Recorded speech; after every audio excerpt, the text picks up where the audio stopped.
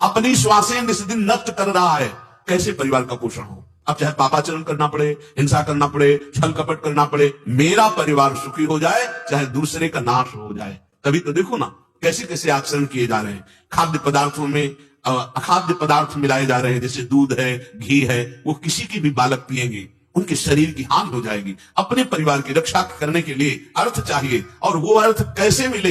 बुद्धि भ्रष्ट हो गई।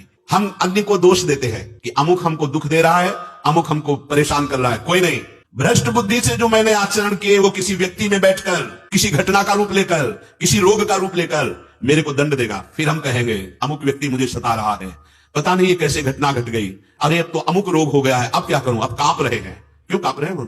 तुम्हारी बुद्धि ने सलाह दी थी, वही कर्म किए थे, उसी का परिणाम आ रहा है। बहुत बुद्धि है। प्रश्न करते हैं कि भगवान ने सब कुछ बनाया है।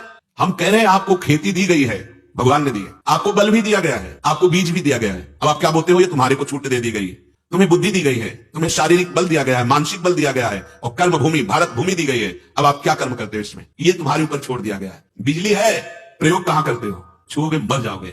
देखो प्रकाश दे रही है, देखो आवाज बढ़ा है, ये सब बिजली से चल रहा है। पावर तो तुम्हें दिया गया है, लेकिन उसका प्रयोग कहां करते हो? यदि पापाचरण में, तो दंडनीय अपराध है। दोष देने के लिए बुद्धि तो बहुत है आपकी प्रवीण, लेकिन दोष रहित होने के लिए नहीं। होश में आकाश में थूकोगे, तुम्हारा ही मुंह गंदा होगा।